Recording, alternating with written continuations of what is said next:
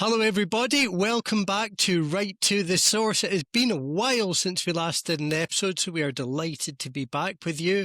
My name is Robin Harrison and I'm here as ever with the Vincent Vega to my Jules Winfield, Mr. Ed Birkin. Ed, how are you doing and what film am I referring to? Vincent Vega to someone. Because they missed the podcast, not missed this bit so much. It sounds American, sounds like a gangster one with some Italian names. I don't recognise it as Goodfellas. Not Goodfellas. No. Cut me out of my misery. It came out just before Casino, but after Goodfellas. So you're looking around 1994. 94. That was probably around the time of Home Alone 2, I reckon. Home Alone 2 was about 1991. Okay. The fact you know that is slightly worrying. Go on, tell me. Hey, that was Samuel L. Jackson and John Travolta in Pulp Fiction. Yeah. Okay. Yeah. Fact about Samuel L. Jackson. He is the highest, the films he's been in are the highest, makes him the highest grossing actor of all time. Not highest paid, but he's the highest grossing. So, funnily enough, I can't remember how...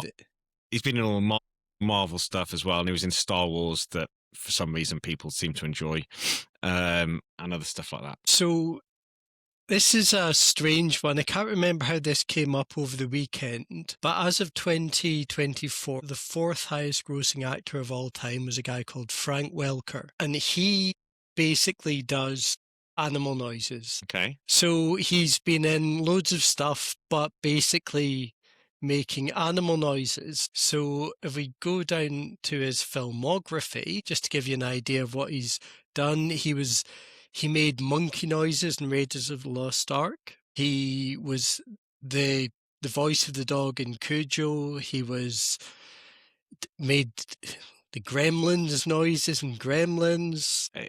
What's his name? Frank Welker. Seriously. Oh, I was looking at... Apparently his top grossing film was Transformers: Dark of the Moon. I thought you would have seen that. He was the voice of Godzilla in the 1998 Godzilla film with Matthew Broderick and the soundtrack by Jamiroquai. Okay. Yeah. No, I started watching Transformers randomly last month. Yes, because as we've established... I'd love to have a car that turns into a robot, but anyway.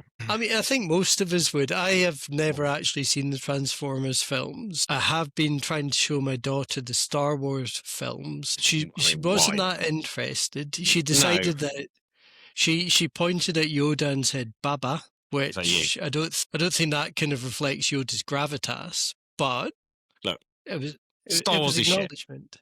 Star Wars is not shit. We're not even going to get into this. Star Wars is shit. It shouldn't be watched by kids or men or whatever. You go to your Trekkie thing or Star Warsy thing or whatever. It's all the same. And Star Wars is great. The three films, A New Hope, Empire Strikes Back, Return of the Jedi, brilliant. The rest of them couldn't care, have less interest in this conversation. Because you won't change my mind, and I don't even care. Man who watches Transformers and looks upon it and says, okay, I could do with a car like that. I'll tell you what, Optimus Prime would take down Yoda. Do one. Right. He's very big. Yeah. We've a lot to talk about. Yes, we have, because it has been a while. It's been a while. So where do you want to start? I would like to start. You know how the Netherlands and black market was what we kind of talked about a lot last year? Yeah. I think this is going to be prediction markets because they're really getting on my titties, if we can say that. So I made a prediction when we did the podcast that they would be outlawed this year. I don't think that's going to happen, but I am doubling down on the fact I just don't see them surviving. Despite all this more money being poured into them and how positive everyone is about them, I think they're just beyond ridiculous. I'll go three things, and I haven't worked this out yet what they are. One, let's just clarify again. They are not innovative or new. They are a betting exchange with some fancy UX on it that are only able to find a home in states where betting is not legal. So they're just completely skirting all laws to do with betting and PASPA, the whole reason you have a sports wagering industry. Yeah. And they're allowing people who are below the legal age of betting. So I think when you're 18 rather than 21. And as far as I'm aware, there aren't any integrity agreements with leagues or anything like that. I think that is the ultimate Achilles heel of these things. And they make, according to a Financial Times article, they're making 90% of their revenues from sports betting. So all this other stuff. I then saw they're looking to go into Latin America, where they reckon it's like 5 times the size of the US. Okay, well, guess what? First of all, you're actually competing against sportsbooks, so you don't have this free run at stuff. And secondly, if they think the likes of Brazil are going to allow them to do sports betting without a sports betting license, I think they're just on cloud nine. Like cloud cuckoo. They have no chance that they're just going to be allowed to ride roughshod over all the sports betting legislation in Brazil. Yeah. No, I think that's fair. Do you see a scenario where these companies reach a point and effectively pivot into traditional real money betting? Potentially they could. They could do a DFS where they get a customer base and do that. But there's 2 other things on this, actually. So that was my first point. Second, okay, and this is a big call, they're not as successful as people are making out. I think that's fair. I think they're actually massively underperforming. And here's why. So there's all this talk. So there's something on LinkedIn, and I'll go onto LinkedIn in a minute, because it's now turned into something which it's like Facebook, but even worse. But I've kind of got drawn into it. So there's something there, say, by the end of the year, they're going to get the volumes of, be rivaling the sportsbook industry. And then someone else pointed out, I think Iris pointed out, that actually you have to have it's 4 to 1 if you're looking at volume. It's about 4 times the volume for the handle conversion. So if we look at the Super Bowl, which for a lot of people without the Jags in there clearly wasn't that interesting. Yeah, of course. I mean, but if you look I would have watched it if the Jags had been in. Yeah. Okay. So we estimated prior to the Super Bowl that they were going to make, what do we say, $600 million of volume. Mm-hmm. And now it depends what you're doing it on, but our understanding is also 630. What we think is on the actual game, so the sports bit of the game, actually came in about $555 million. So that's not including all this money that was on, first advert, what the first song of that Bad Bunny is he? Whatever. Yeah, guy it seems to be all right. Never heard of him. Didn't know a song. But it was very colourful. It looked good. Okay. Don't know. Let's focus on gambling. So I don't think we want to get down a rabbit hole of how uncool we both are, where I accept it and you try and pretend you know this stuff. Pulp Fiction, Star Wars. Yeah, let's focus on gambling, Yeah. You're just like some 80s caricature, aren't you? Like wannabe cool guy. Anyway, right. So, okay. Where was this kind of unprompted attack? So on prediction markets, first of all, by the fact that a shit ton of money was wagered on stuff that was things like first song, like all stuff that, 1, no one cares about, and 2, let's be honest, it's probably quite loose, maybe, so in terms of being able to find out that stuff. So it's all stuff that is potentially, people have a track on. But let's focus on the sports bit before I say something litigious. Okay, so let's say about 600 million was of volume was done on this, and this isn't over the course of the season on who's going to win. This is just on this game. Okay. So we reckon, and we don't have data yet, but we reckon that about 1.77 billion is going to be wagered on the actual Super Bowl by legal sports books. Okay. I know Nevada came in on a 10-year low, but that's not a good barometer. So we'll have to wait and see what happened in New York, Pennsylvania. Yeah. Okay. So that would equate to them being only 8.5% of the size of the legal market. Okay. Even let's say it came in at 1.6 billion, that would put them as 8.5% of the two combined. So all these prediction markets that are going to kind of like torpedo FanDuel, DraftKings. I know they've only been going a year or so. 8.5% of the market on this big thing. Well, about 40% of the market in the US by GDP, by adults, doesn't have state level sports betting. California, Texas, etc. So plus they can go into states where there is legal sports betting. Plus, they've got the advantage they can get the people who are 18, 19, 20. So for them to have got a share of effectively 8.5%, that's not great, quite frankly. I know it shows there's a lot of runway for growth, but this goes against the rhetoric that you think of like they are crushing it. They're really not. And for them to be the market cap now of Kalshi is bigger than DraftKings after they decided to give really low guidance and then justify giving low guidance because they want to beat it and effectively making up, saying, well, we're going to get more, but we want it to be lower. Like, it doesn't make any sense. Did enjoy the earnings and more write-up of that today that used the lyrics by Karma Police by Radiohead. That Which is was a good very song. good. It is a good song, and I'm impressed that you know it. I'm not going to sing it. And then the third point on prediction markets, which goes on All to right. LinkedIn. Okay. Right. So this guy, I'm not going to say who it is. I don't know him personally. I'm not even linked to him. You're Okay. not even linked in. Oh, yeah, that as well. Okay. So it's talking about Polymarket just launched a 5-minute Bitcoin price market. Okay. Okay. So is effectively Bitcoin going to be up or down in the next 5 minutes? Now, not only is this just absurd anyway, Mhm.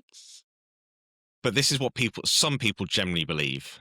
Okay. The quote is, "This is bigger than it looks. Prediction markets aren't just gambling, they're information markets. Price aggregates beliefs, incentives, and real money in real time. No narratives, no pundits. Arguably, it's a genuine signal. Pointing a mechanism at Bitcoin price action in 5 minutes is meaningful. It turns sentiment into something fast, liquid, and tradable." First of all, this is nothing new. Okay. As someone else pointed out, it is effectively a binary option, which, although legal in the US, is illegal in most regulated markets. No matter what your view on Bitcoin, and I've previously bought it, previously sold it, had a long-term investment thesis, no investment thesis can look at the price within 5 minutes. This is effectively a slot machine. So the idea that someone believes, one, people believe this is a new thing.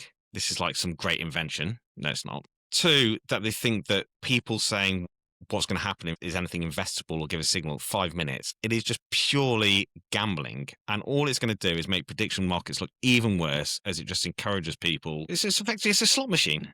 It is just terrible. I would agree with you on that. I mean, I remember before even the rise of prediction markets, so this is going back good 3 years or so, I was speaking to one of the sportsbook executives at G2E, and we're talking about, it's bizarre that we had this conversation actually on reflection, considering this was before we saw prediction markets emerge, but about sports betting and sporting events as an asset class, because essentially these are too short term for that to work.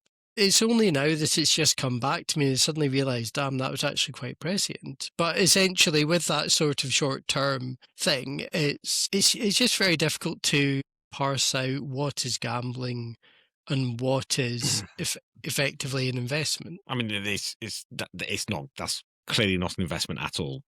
Yeah. There's someone's response on this that I 100% agree with. Mm-hmm. I'm not going to say his name, even though I Okay. think what he's saying is completely. Should I say his name? I think what he's saying is very clever. Okay, sensible. CEO of a sports book. Betting companies had the same product almost 20 years ago. Bet on the price of an equity or index in next 5 minutes, an exchange rate like USD, EUR, price of gold, etc. P.S. They didn't work. Let's stop this hysteria around prediction markets being anything more than traditional betting designed with an interface that has found a regulatory loophole and are only gaining traction in the absence of other legal forms of betting.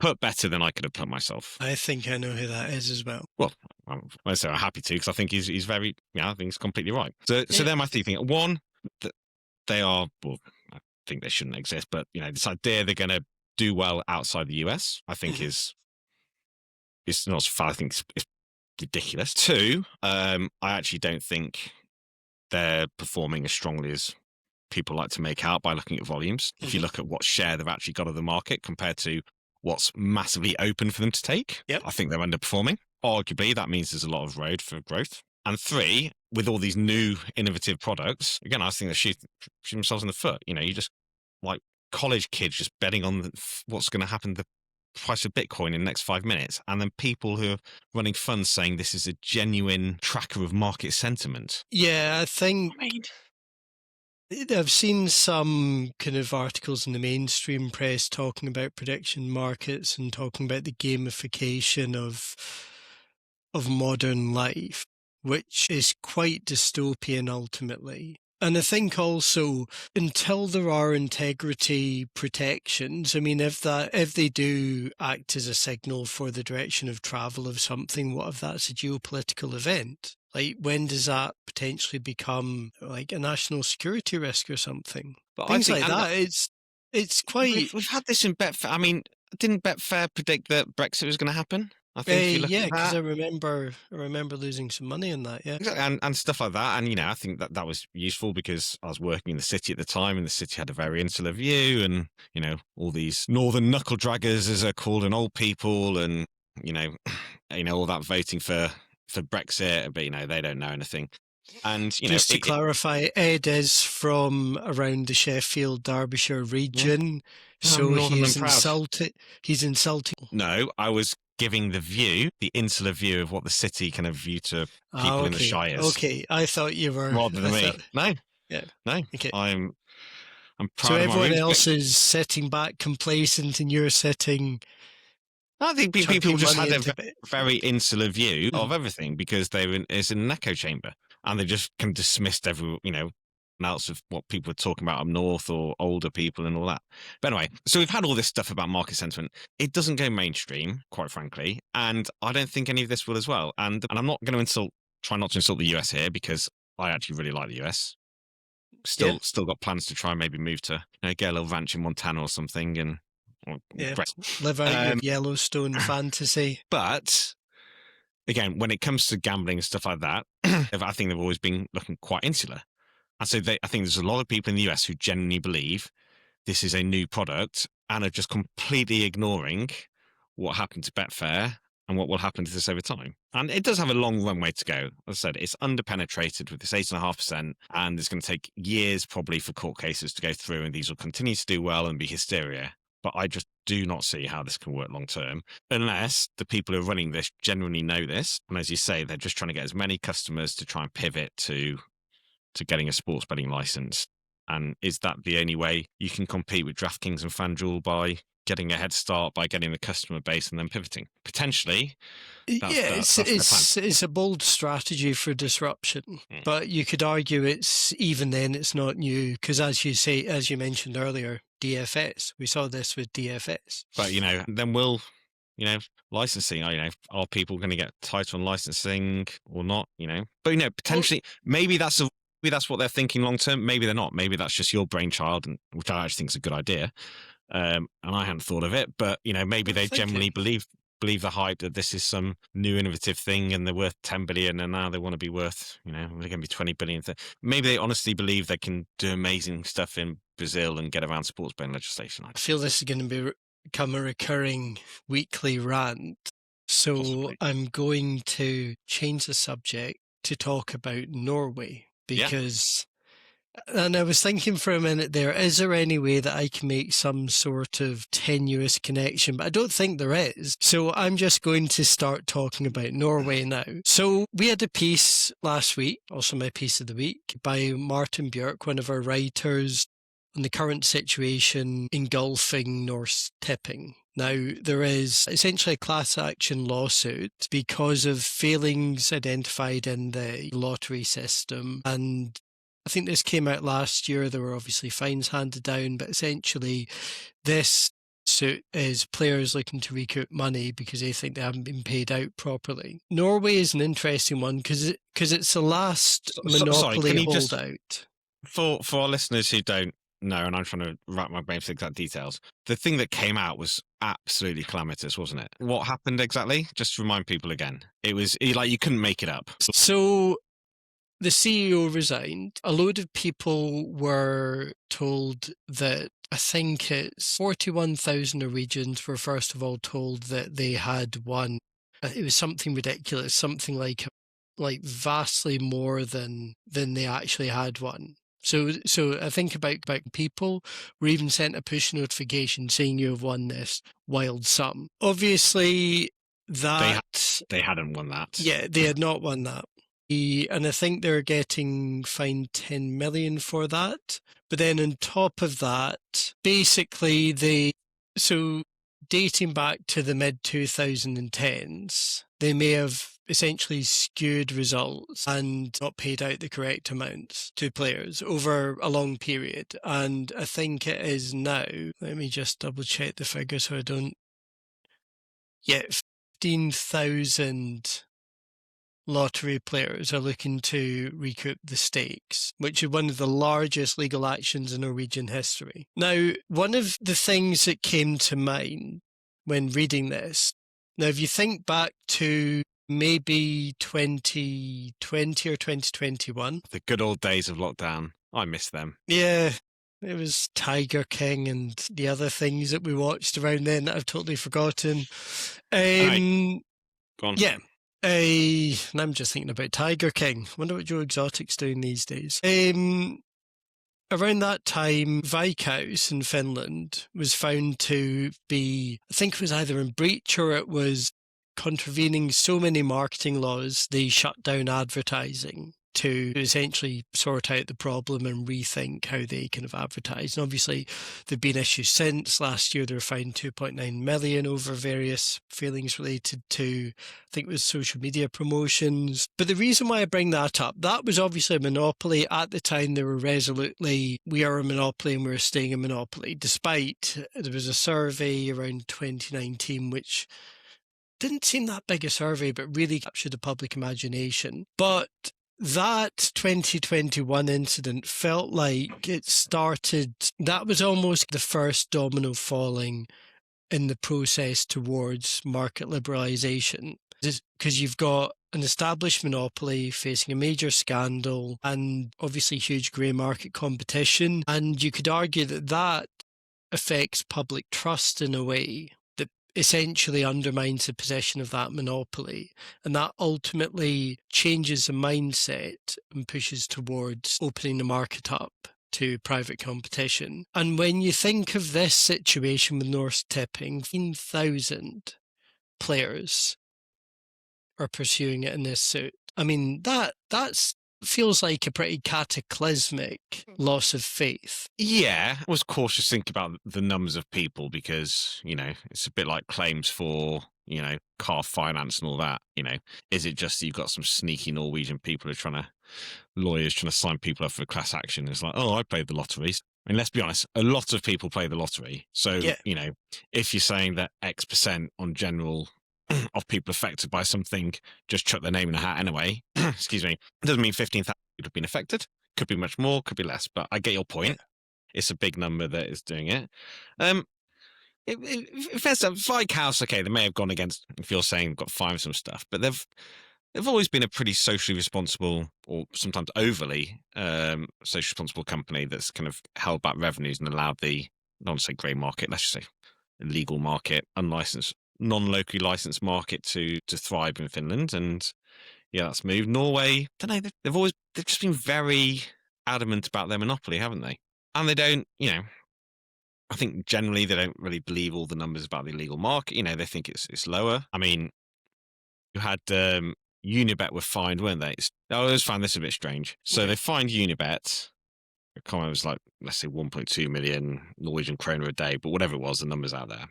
That's what they thought that the company were making in that market. And yet the company continued to pay the fine and continue to operate. Surely that would make you think that perhaps they're making more than that. I mean, generally companies don't tend to operate at a loss. So if they're paying the fine and continuing to operate, perhaps you've misunderestimated the size of your illegal market, as they thought. I think that's fair to say. Yeah, look, we've got, so what do we have? Norway, blah, blah, blah. Let's do it in euros because most people won't know what kroner are. What's the exchange rate on the kroner? Exchange rate is, 10 to the euro. No, 10 to the dollar. Okay. 10 to the dollar, okay. Euro. So euros, I have, let's say 2024, onshore online betting and gaming 300 million and offshore 1 billion. So 23% onshore as a monopoly.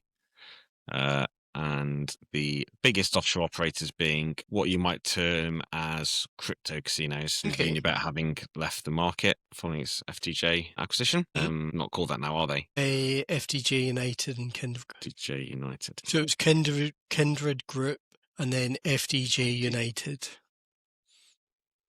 Sounds like a football team. Yeah, so anything with United, at least it's not like Wanderers or something, DJ Wanderers. So no, I suppose FTJ Wednesday. Does issues with the lottery automatically feed through to the betting game? I suppose if you've lost trust in the company, then it does. Well, I think I would argue that with the level of, scandals, not maybe that the right word, but I don't even know what the right word would be. Just You want to disdain. use the word incompetence, don't you? I may have been thinking it. I mean, well, one of the interesting things that's come out since is there was a PwC report which essentially said that because Norsk Tipping was trying to be innovative and forward-looking, it wasn't focusing enough on the core systems. So it was essentially, How was it innovative and forward-looking? well, that is something that I would also ask off the back of that. I was trying to be nice because obviously people work there, all this kind of stuff. But yeah, I mean, essentially, that was them trying to be innovative and forward-looking. How much did you say onshore? 23%? Mm-hmm. 23% and a class action suit. I mean, in their defence, not for the stuff Okay. that's the class action suit, but it's not. I mean, what do we have for Finland? 26% in Finland onshore. Right, because Finland always, like Veikkaus tended to say it was 50% off. Which, you know, we had that at 2019, 2020. But again, it's all the rise of these. I term them crypto casinos. Most of it won't be done in cryptocurrency, you know, easy sign-ups, and they offer those options. In between 22 and 24, we've actually just seen a big growth across Europe as a whole in the legal market. So no, back in, yeah, when we talk about the time you're referencing, 2020, yeah, it was about 50%. No, it's tough, especially because Veikkaus have, you know, there's mandatory player IDs and stuff like that. And when you're dealing with that and you are a single operator, getting one in every People £4 will. is not euros. It's not a bad job they're doing. I don't think you can blame them, really. They can only do what they're allowed to do, yeah? And if there are Yeah. restrictions on advertising and stuff, I mean, yeah. Right, what else do you want to talk about? I've got something to talk about. I mean, we're coming up on time. Okay. Well, I'll So give we you one might because I need haven't to- given you a stat of the week. So No, you haven't. as I told you, I'd kind of fallen into this LinkedIn crap. Something Are got you being radicalized by social media? No, the opposite. It's just reinforcing my view of how ridiculous it all is. And people just spout crap. Now, I can't really have a go at people for saying, oh, you know, just using it. It's one of kind of why do they think that other people care what they think about things? Because we're doing the exact same thing on a podcast. So that would be super hypocritical. But I'm comfortable with being a hypocrite if you are. yeah, of course I am. But there was something that was pointed out to me, and it's talking about Germany. And it said, Germany is quietly becoming the most interesting regulated market in Europe. Blah, blah, blah, blah, blah. Data suggests it now leads European iGaming growth while hosting highest number of active brands. That alone should make policymakers pause. For years, the narrative was strict regulation would choke the market. Instead, activities reorganized. And it's effectively saying that Germany is this big test for the European market. Anyone still modelling Germany like 2019 is behind. Strategic angle, it proves that Germany proves a tightly controlled framework can still produce growth, and other regulators will copy parts of it. It's becoming a reference case for what regulated Europe looks like in practice. I.e., with all the restrictions on Germany, it is now it's a powerhouse that's just pushing ahead, and that actually Europe's now going to, you know, potentially copy part of these highly restrictive elements of Germany. All right. So as we're coming up on time, in literally 2-3 minutes, what the best way to articulate this is to share the figures on Germany. Okay, but to you can call it a mic drop moment. No, but first of all, I mean, just reading that for what you know about the industry, which, you know, is something. Does that to you pass the sniff test of this? Okay, this is worth looking into. This is interesting. Or does that just seem complete? Having seen the figures in Germany, having spoken to the operators, having spoken to the stakeholders, that does not pass the sniff test for me. Okay. So I decided, as I get upset about this, to do a quick bit of research.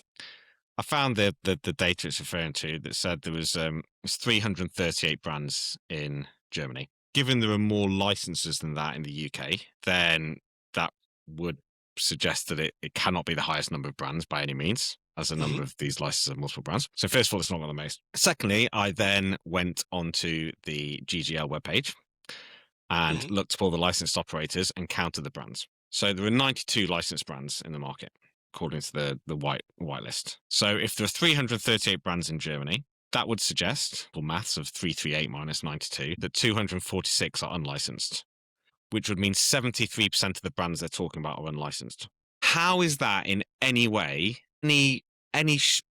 even shoot of green shoot of evidence that the German market is performing well with these tight restrictions and that therefore is becoming a reference case for what regulated Europe looks like in practice? It is evidence that German regulation does not work in any way. So they've got, I assume they've just taken a figure of the number of brands and then just spun this to be like, oh, that's interesting, without looking at these brands are, that they're licensed or not. It's just ridiculous. And it's just that this stuff just gets perpetuated. And it's someone, I'm going to call someone out here in a positive way. There's a guy called Andrew Lee was my first boss in banking as an Klein War. Then he went to William Hill. Then he left William Hill and went back to the city for a little bit to Merrill's. Then he went to head William Hill Online. Now he does some other stuff and 88 Africa and things like that. Yeah. And he said to me, and I think it's one of the best lines, he goes, you can be 90% right, but 100% wrong, because that last 10% can make all the difference. And what's happened here is based on something where, okay, it doesn't have the highest number of brands, but even if it did, it's taken a big number of brands and then twisted that into an argument of why it's looking like a really successful market, without working out that actually those brands aren't legal brands. And it just shows, the high number of brands shows how many illegal operators are doing stuff there. And actually, rather than it being a test case for good regulation people follow, it's just proving it's 100% the opposite, and it's bad regulation that people won't follow, shouldn't follow. That's it. My thought. Or Mike Punch or whatever that was. But that is all the time we have today. It's been really weird not having the additional background pressure of thinking, oh shit, I've got to edit that bloody podcast and get it out each week. So I'm delighted to be back doing it. Yeah, it's daft, but doing this, I'm suddenly like, oh yeah, I missed this. Can I just say as well? Oh God. Well, two things. I'm glad we haven't talked about the Six Nations, because quite frankly, I cannot stand the Scottish rugby team, and it was an embarrassment for England. But it was, you know what? It's difficult to say that they didn't deserve the victory. Brilliant performance, Finn Russell, phenomenal. And also to your beloved Celtic, who are making it a very interesting title race in Scotland. 3 well done, points Robin, off and the top Scottish. with a game in hand. Well done, the Scottish. All right, everyone, thank you so much for listening. We'll be back next week with another episode of Right to the Source with Robin Harrison and Ed Birkin. See you next time.